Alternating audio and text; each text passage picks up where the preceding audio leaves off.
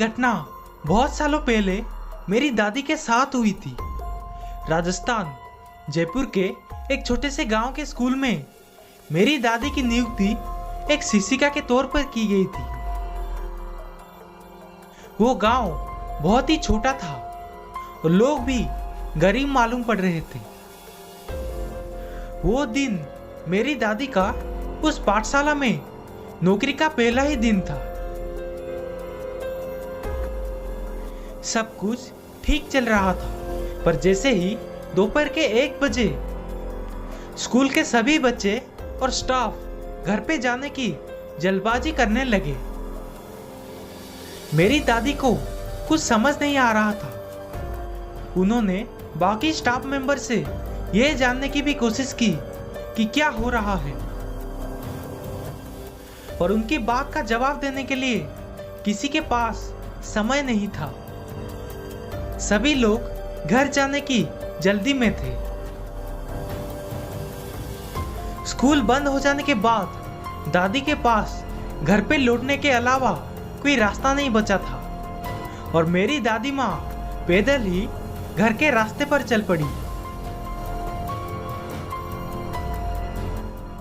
तभी उनके सामने एक पुलिस वाला आया और उनसे पूछने लगा कि वो अकेली इस सुनसान रास्ते पर क्या कर रही है। मेरी दादी माँ ने उस पुलिस वाले को बताया कि वो एक शिक्षिका है और पास ही के एक स्कूल में पढ़ाती है और अब वो स्कूल बंद हो जाने के बाद वो घर पे जा रही है। जवाब में वो पुलिस वाले ने कहा कि ठीक है, पर आप सावधान रहिएगा। दादी को पुलिस वाले का ऐसा कहना बहुत अजीब लगा था। उन्हें ये समझ नहीं रहा था कि दरअसल उस गांव में हो क्या रहा है।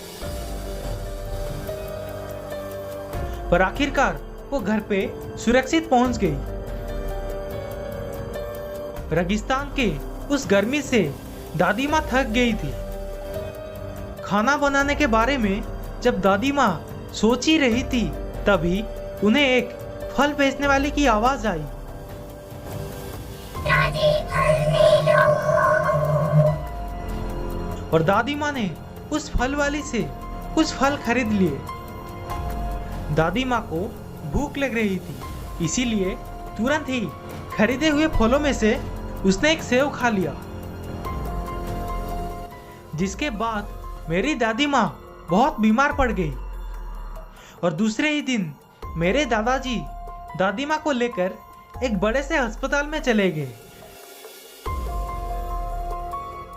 उस अस्पताल से उनको ऐसा पता चला कि दादी माँ के शरीर में खून की बहुत कमी है, जो सबके लिए एक बहुत चौंकाने वाली बात थी, क्योंकि मेरी दादी माँ एक बहुत ही स्वस्थ औरत थी। घर में सभी लोग बहुत ही चिंतित थे और इस हादसे के बाद दादाजी ने दादी माँ के ट्रांसफर के लिए कंप्लेन कर दी, जिसके बाद मेरी दादी माँ को मथुरा के एक स्कूल में स्थानांतरित किया गया। मथुरा के उस स्कूल में नौकरी करते हुए मेरी दादी की हालत धीरे धीरे सुधरने लगी। पर जब मेरी दादी माँ ने जयपुर के उस गांव में हुई घटनाओं की तहकीकात की, तब पता चला कि उस गांव पर एक डायन का साया था, जो लोगों को जादुई फल बेचती थी। उस जादुई फल को खाने वाला बीमार पड़ जाता था और वो डायन तंत्र मंत्र से उसका खून चूस लेती थी। इस बात पर मेरी दादी का फौरन ही यकीन हो गया, क्योंकि फल बेचने वाली उस डायन को मेरी दादी ने आमने सामने देखा था। मेरे दादी के मुताबिक उस औरत के लंबे बाल थे, नाखून भी लंबे थे और उसके दांत कुछ अजीब से थे। आज उम्र बढ़ जाने के कारण मेरी दादी की याददाश्त अब कमजोर हो चुकी है, पर उस डायन का खौफनाक चेहरा उसे आज भी याद है।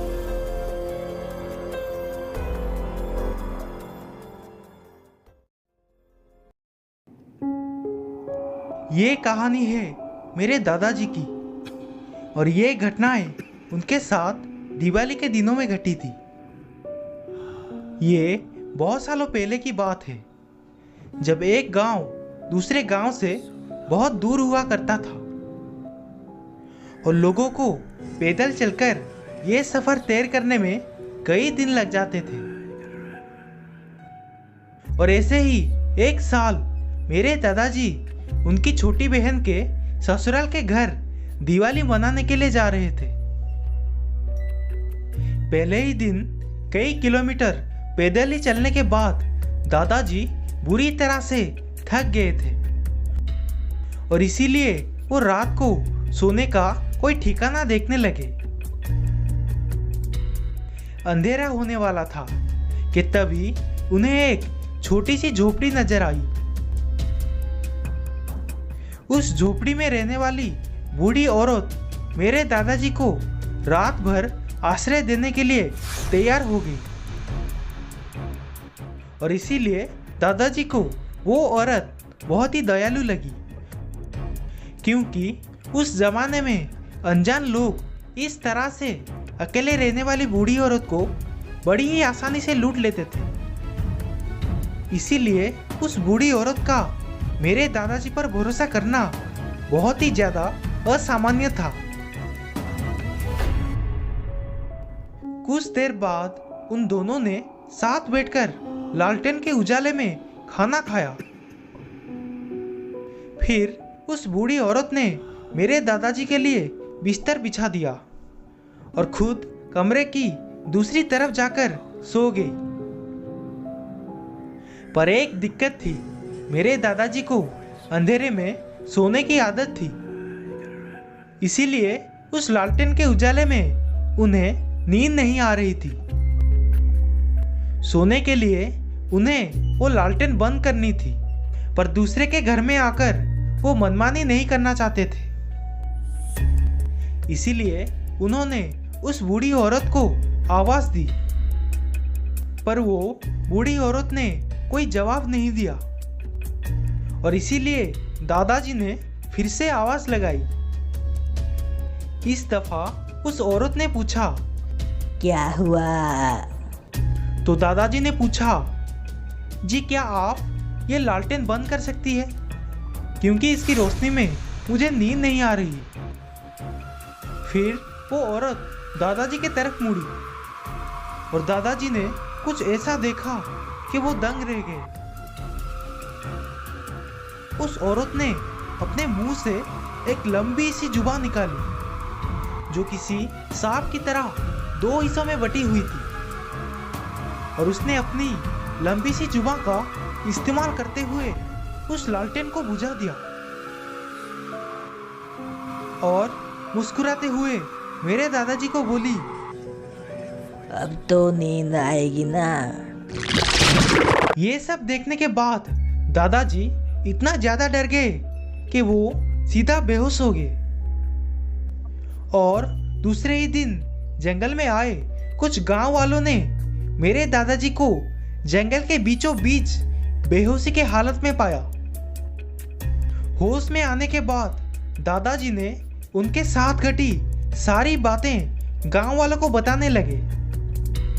उनके बातों पर गांव वालों ने कहा कि वो बूढ़ी औरत कोई और नहीं बल्कि एक इच्छाधारी नागिन है जो कि कई वर्षों से इस जंगल में भटकती रहती है और रात में इस इलाके में आने वाले को वो डरा के बेहोश करके जंगल के बीच में फेंक देती है। कहते हैं वो इच्छाधारी नागिन इस जंगल के नीचे मौजूद एक गुप्त गुफा की रक्षा करती है जो कि खजाने से भरा पड़ा है, लेकिन वो नागिन आज तक किसी की भी जान नहीं ली।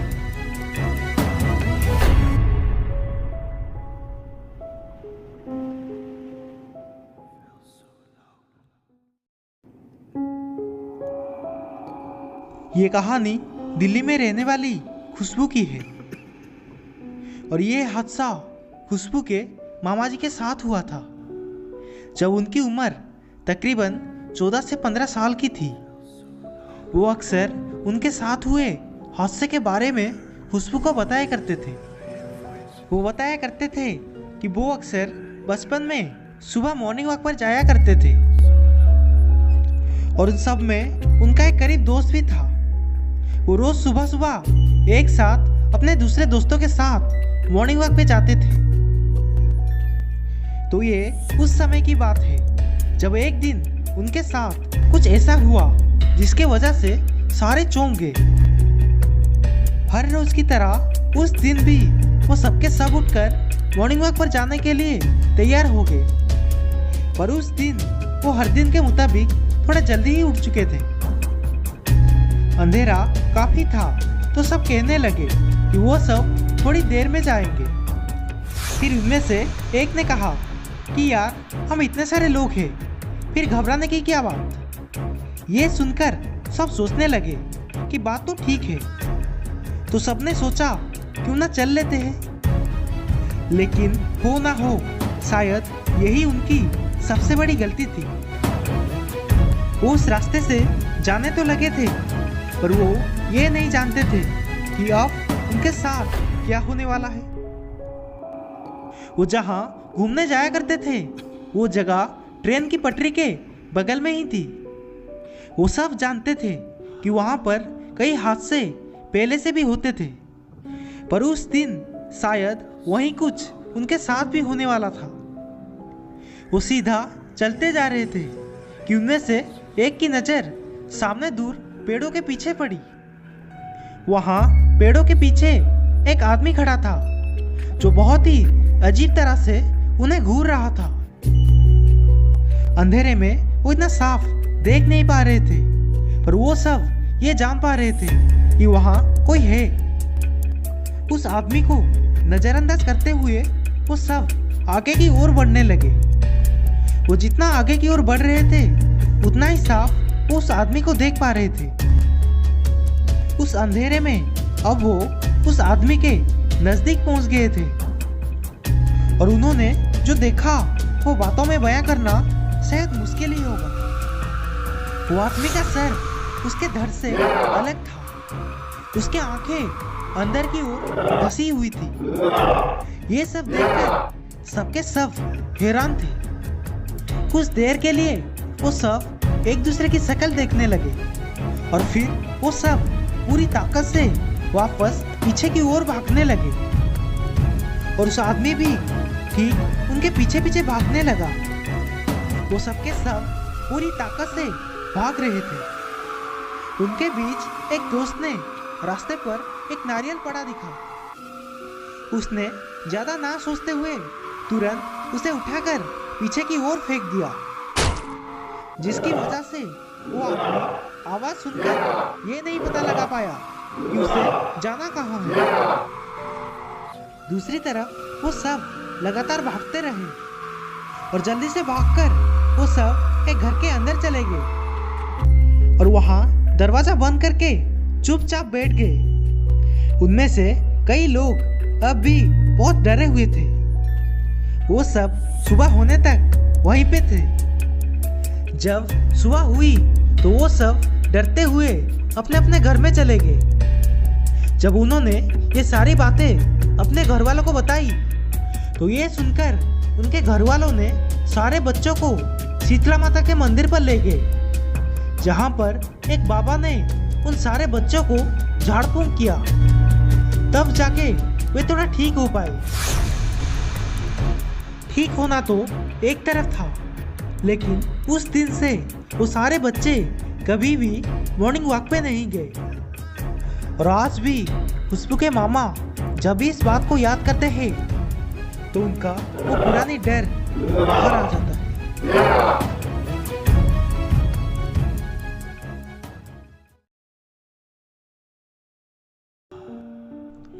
मेरा नाम आर्यन है।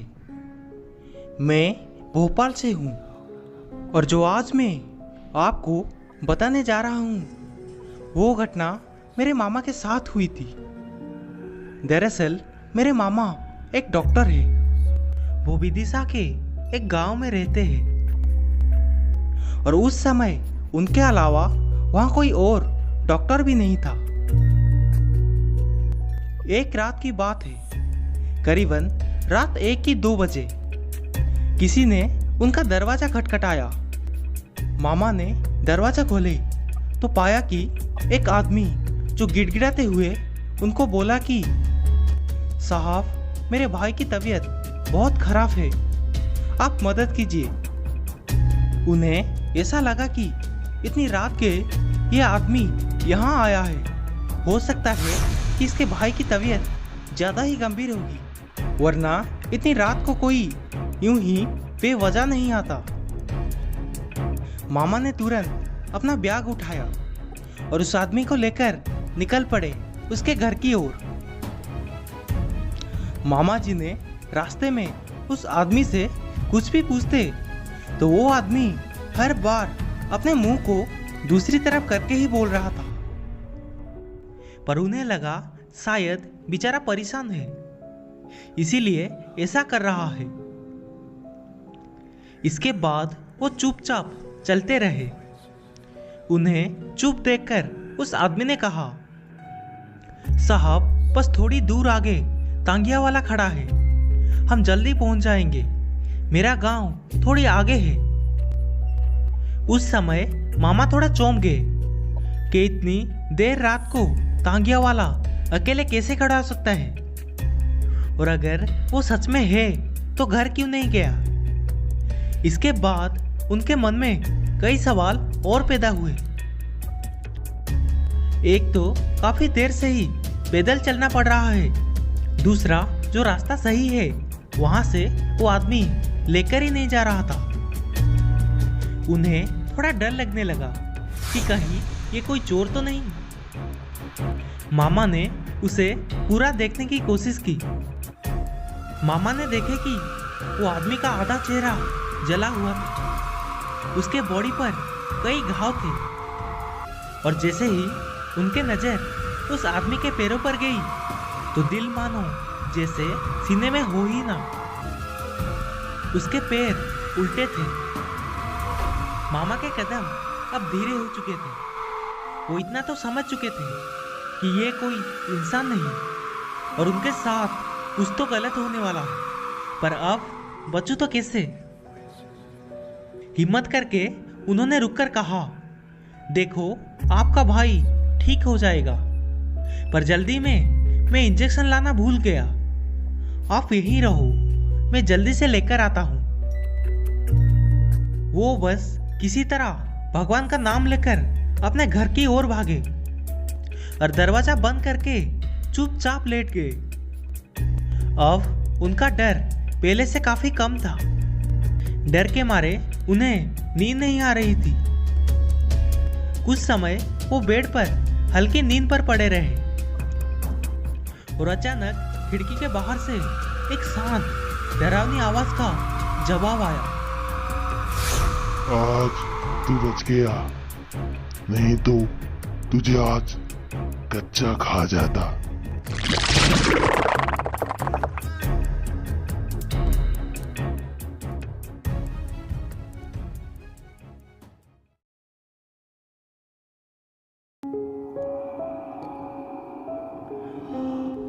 ये कहानी उत्तराखंड में रहने वाले परवीन नाम के एक शख्स के है, और ये हादसा उनके साथ तब हुआ था जब वो 2013 के तहत अपनी 10वीं की परीक्षा के बेहद करीब थे।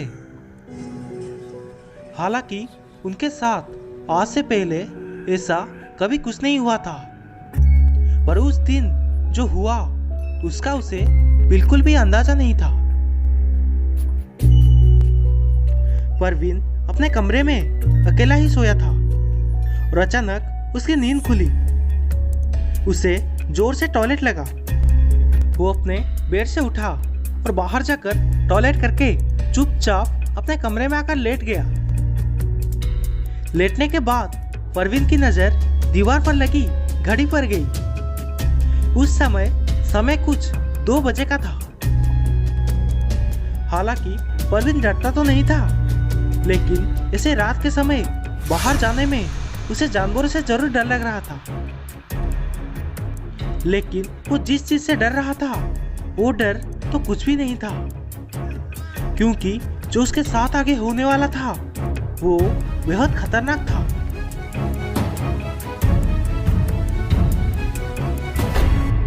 परवीन चुपचाप अपने कमरे में सो रहा था कि थोड़ी देर में उसे नींद भी आ गई। लेकिन फिर उसे ऐसा महसूस होने लगा जैसे कोई उसकी छाती पर बैठा हो। परवीन आंखें खुलना चाहता था पर उसकी आंखें नहीं खुल रही थी। उसे समझ नहीं आ रहा था कि उसके साथ ये क्या हो रहा था। वो एकदम झटके से उठा तो सब कुछ शांत था और वहां कोई भी नहीं था। लेकिन परवीन बेहद डर गया था।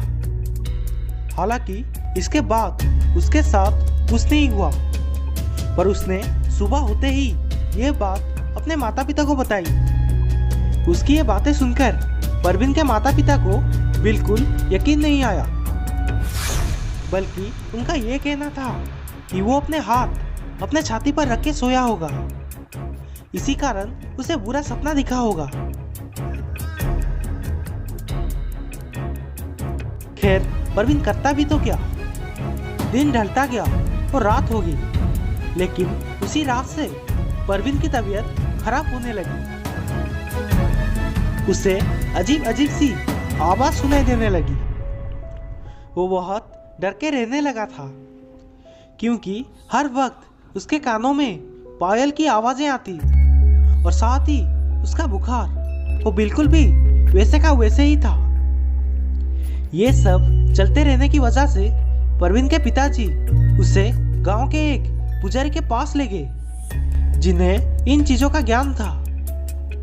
उन्होंने बताया कि जिस वक्त परवीन रात के समय बाहर गया था तो ये परछाई तब से उसके साथ है, जो लगातार परवीन को परेशान कर रही है।